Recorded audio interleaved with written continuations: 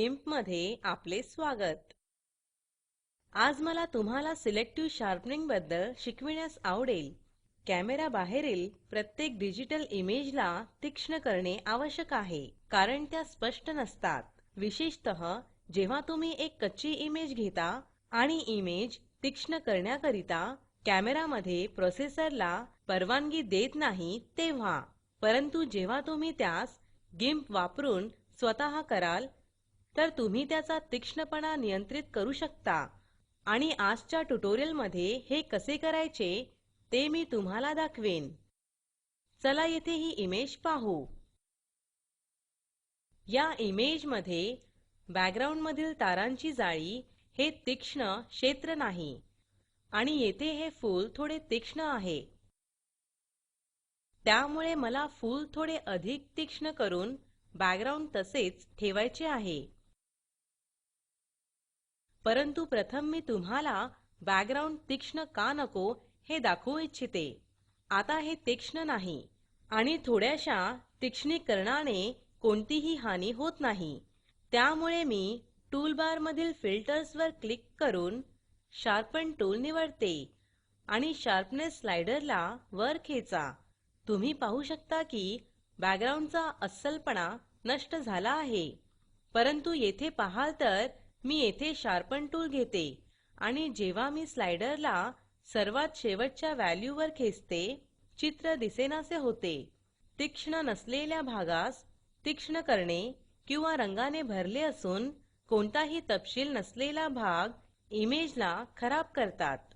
असे होते कारण इमेजमधील रंग ज्यास तीक्ष्णीकरणाची आवश्यकता नाही ते तीक्ष्ण होतात। तर मी तुम्हाला सिलेक्टिव्हली शार्पनिंगची पद्धत सांगते, जी इमेज नष्ट करत नाही। सिलेक्टिव्ह शार्पनिंग करण्यासाठी मी लेयर्ससह कार्य करेल। यावेळेस मी फक्त बॅकग्राऊंड लेयरची एक कॉपी बनविते आणि त्यास शार्पन नाव देते। आता मी शार्पन लेयरमध्ये लेयर मास्क जोडते आणि लेयर मास्क म्हणून ग्रेस्केल कॉपी ऑफ लेयर निवडते आणि ऍड पर्यायावर क्लिक करते। तुम्ही पाहाल काही बदल झाला नाही, कारण लेयर मोड नॉर्मल आहे। परंतु जेव्हा मी मूळ बॅकग्राऊंड लेयर डिसिलेक्ट करते, तुम्ही पाहू शकता की इमेजमधील केवळ उजळ भाग दृश्यमान आहे। आणि जर तुम्हाला आठवत असेल तर लेयर मास्क मधील पांढरे उजळ भागास दर्शविते आणि काळे लपविते। आणि येथे तुम्ही पाहू शकता सर्वाधिक लेयर मास्क गडद आहे, म्हणून ते लपले आहे, आणि येथे फक्त उजळ दृश्यमान आहे। आता जेव्हा मी लेयर मास्क वर शार्पनिंग अल्गोरिदम वापरते, केवळ फूल तीक्ष्ण होईल, आणि मला पानांचा भाग देखील तीक्ष्ण करायचा आहे। तीक्ष्ण इमेजमधील मला फुलातील पांढरे क्षेत्र नको, मला फक्त चांगला तपशील हवा आहे। ते करण्यासाठी मी दुसरा फिल्टर वापरते, आणि तो म्हणजे एज डिटेक्ट। हे अल्गोरिदम आहे जे इमेजमध्ये उजळ आणि अस्पष्ट भागादरम्यानच्या काठास पाहण्यासाठी मदत करते, आणि तेथे पांढरी रेष बनवून त्यास वाढविते। तुम्ही या पर्यायास आहे तसे ठेवू शकता, कारण तेथे या अल्गोरिदम्स दरम्यान जास्त फरक नाही। मी रक्कम 4 पर्यंत वाढवून प्रिव्ह्यू मध्ये पाहते। आपण बॅकग्राऊंड मध्ये थोडी रचना आहे हे पाहू शकतो, आणि उजळ भागात दाट पांढऱ्या रेषा आहेत। मी ओके वर क्लिक करते आणि इमेजमध्ये ते लागू करण्यासाठी अल्गोरिदम साठी थांबते।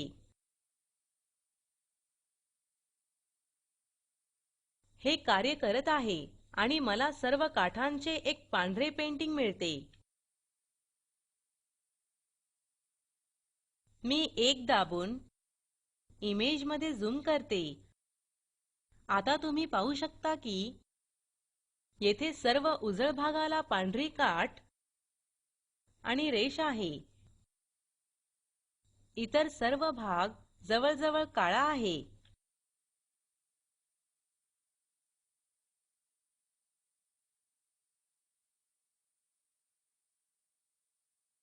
आणि जेव्हा मी लेयर मास्क आणि बॅकग्राऊंड लेयर बंद करते तर तुम्ही केवळ फुलाची काठ म्हणजेच फुलाचा उजळ भाग पाहू शकता. आता मी बॅकग्राऊंड मधील रंगांना आणि फुलाच्या रंगाला प्रभावित न करता फुलाची काठ तीक्ष्ण करू शकते. परंतु हे एक विचित्र परिणाम देईल, जसे की गढूळ बॅकग्राऊंड असलेली एक तीक्ष्ण रेष. आणि ते टाळण्यासाठी मी या लेयरवरील ब्लर नामक एक दुसरा फिल्टर वापरते. मी लेयर मास्क निवडते आणि मी या पांढऱ्या रेषेला नष्ट करण्यासाठी गॉसियन ब्लर वापरते. हॉरिझॉन्टल ब्लर रेडियस मधील काही व्हॅल्यू समजा 8 पर्यंत वाढविते आणि ओके वर क्लिक करते. फिल्टर पूर्ण होण्याची प्रतीक्षा करा आणि आता तुम्ही पाहू शकता की फुलाची काठ थोडी अधिक मऊ झाली आहे आणि इमेजमध्ये थोड्या अधिक कॉन्ट्रास्टची गरज आहे. त्यामुळे मी कर्व्ह टूल निवडून वक्र मिळविण्यासाठी इमेजमध्ये क्लिक करते आणि मी गडदला अधिक गडद मिळविण्यासाठी जरा वक्र खाली खेचते आणि उजळ भाग वर खेचून पांढऱ्याला अधिक पांढरे करते. ओके वर क्लिक करा आणि आता माझ्याकडे दाट पांढऱ्या रेषा आहेत जेथे तीक्ष्णीकरणाची गरज आहे आणि काळा भाग जेथे काहीच तीक्ष्णीकरण केले नाही. मी काळ्या भागावर कार्य करू शकते, परंतु ते कोणताही परिणाम दर्शविणार नाही. मी येथे लेयर मास्क अक्षम करते आणि संपूर्ण इमेज पाहण्याकरिता Shift Ctrl E दाबते. तुम्हाला माहित आहे की Shift Ctrl E संपूर्ण इमेज दर्शविते. जेव्हा मी मूळ बॅकग्राऊंड लेयर अक्षम करते, मी इमेजमध्ये जवळजवळ काही पाहू शकत नाही. व्हाईट लेयर फिल टाइप सह नवीन लेयर जोडल्याने तिथे काय होते हे मी समजावून सांगते. ओके दाबा. आता तुम्ही तीक्ष्णीकरण आवश्यक असलेले भाग पाहता. ही इमेज तीक्ष्ण करू. मी टूलबार मधील फिल्टर्स आणि एन्हान्स वर क्लिक करते आणि शार्पन निवडते. फुलाचे तीक्ष्णीकरण केलेल्या भागावर जा आणि त्यामध्ये पहा शार्पन लेयर निवडलेली आहे का, कारण पांढऱ्या लेयरमध्ये तीक्ष्ण करण्यासाठी काहीही नाही. शार्पन लेयर नंतर फिल्टर आणि रिशो शार्पन निवडा आणि येथे तुम्ही फूल पाहता. आणि आता मला चांगली तीक्ष्ण इमेज मिळेपर्यंत मी शार्पनेस स्लाइडर वर खेचू शकते आणि नंतर ओके दाबा आणि अल्गोरिदम कार्य करेपर्यंत थांबा. हे कार्य करते आणि आता तुम्ही पाहू शकता की लाईन अधिक स्पष्ट आहे. पांढरी लेयर बंद करून संपूर्ण इमेज पाहू. शार्पन लेयर बंद करा, परंतु या विस्तृतीकरणामध्ये काहीही बदल दिसत नाही. त्यामुळे मी इमेजमध्ये झूम करते आणि तुम्हाला परिणाम योग्य प्रकारे पाहायला हवा. शार्पन लेयर चालू केल्यावर तुम्हाला तीक्ष्ण इमेज दिसेल आणि बंद केल्यावर इमेज तीक्ष्ण नसेल. ओपॅसिटी स्लाइडरच्या मदतीने मी परिणामाचे प्रमाण नियंत्रित करू शकते. मी बॅकग्राऊंड तपासते आणि मी त्याची हानी झाली नाही हे पाहू शकते. आता मी चांगली ट्यूनिंग करू शकते.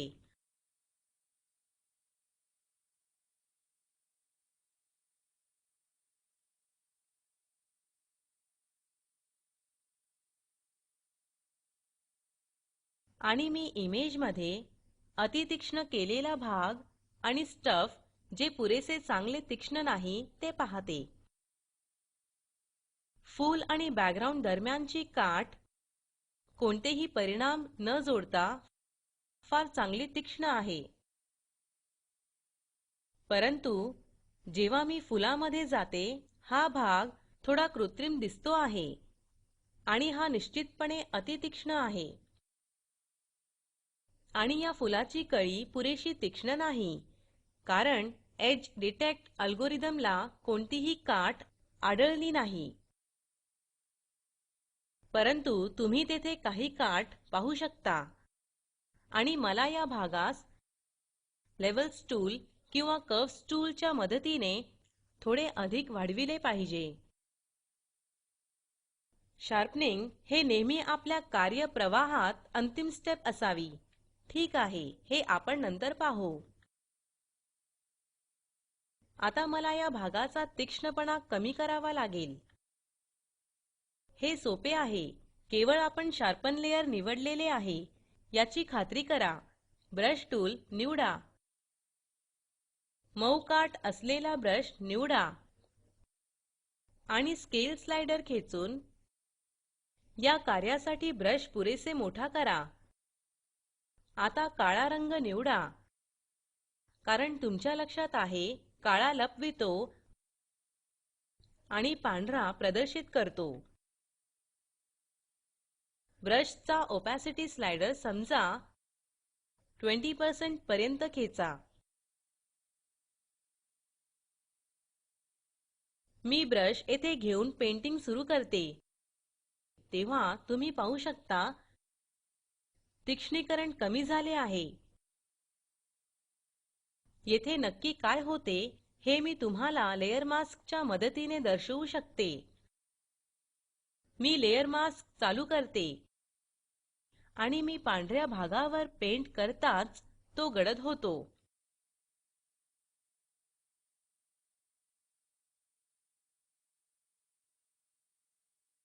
परंतु जेव्हा मी लेयर मास्क बंद करते, मी इमेज आणि माझ्या कार्याचा परिणाम पाहू शकते.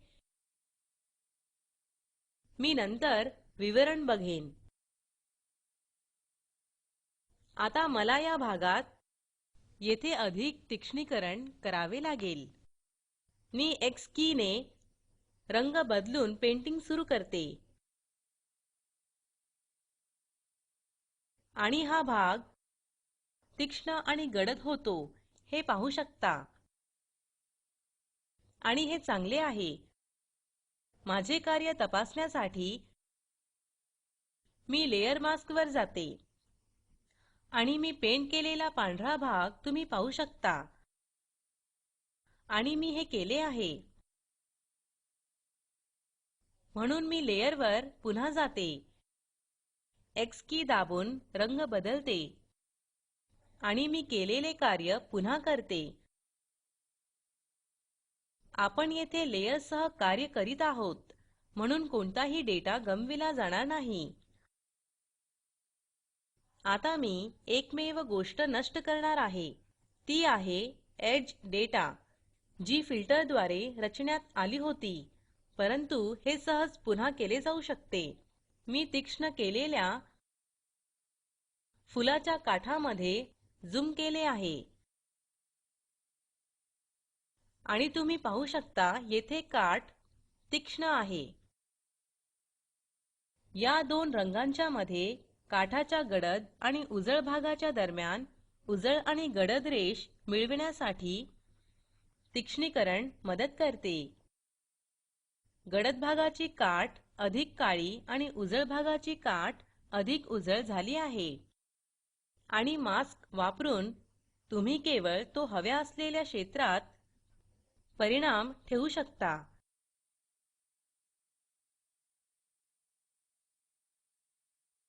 मी शार्पनिंग बद्दल अधिक तपशीलवार स्त्रोत तुम्हाला सूचित करते. क्रिस मार्कवास ब्रॉडकास्टच्या tipsfromthetopfloor.com साईटवर जा आणि तेथे डाव्या बाजूला वर कुठेतरी तुम्हाला एक फोटोशॉप कॉर्नर आढळेल आणि तेथे फोटोशॉप बद्दल भरपूर ब्रॉडकास्ट आहे, जे जवळजवळ गिम्प करिता देखील वापरले जाऊ शकते. त्याने ब्रॉडकास्टमध्ये म्हटले आहे की स्टफ लिहिताना त्याने प्रयत्न केले आहे आणि त्यापासून काही चित्र तयार केले आहेत. मी तिथून काही स्टफ घेईल, त्यामुळे येथे मी थेट सोर्सला सूचित करू शकते. आणि येथे तुम्ही या ट्युटोरियलमध्ये मी चर्चा केलेल्या शार्पनिंग इफेक्ट बद्दल पाहू शकता. त्याने अनशार्प मास्क आणि हॅलोज टाळण्याची प्रक्रिया स्पष्टपणे व्यापलेली आहे आणि इमेज तीक्ष्ण करण्याच्या भरपूर विविध पद्धती दर्शविल्या आहेत. परंतु मी तुम्हाला दाखवलेली एक पद्धत या साईटवर येथे नाही. तुम्ही या साईटवर असताना केवळ तपासून पहा की कार्यशाळा पाहण्यासाठी शिकण्याचे काही ठिकाण तेथे अजूनही आहेत. या आठवड्यासाठी एवढेच होते. तुम्हाला कमेंट पाठवायची असल्यास कृपया info@meetthegame.org वर लिहा. अधिक माहिती दिलेल्या लिंकवर उपलब्ध आहे. meetthegame.org. मला तुमच्याकडून ऐकण्यास आवडेल. सांगा तुम्हाला काय आवडले, मी काय अधिक चांगले बनवू शकले असते, तुम्हाला भविष्यात काय पाहायचे आहे. स्पोकन ट्युटोरियल प्रोजेक्ट तर्फे या ट्युटोरियलचे भाषांतर कविता साळवे यांनी केले असून मी रंजना भांबळे आपला निरोप घेते. धन्यवाद.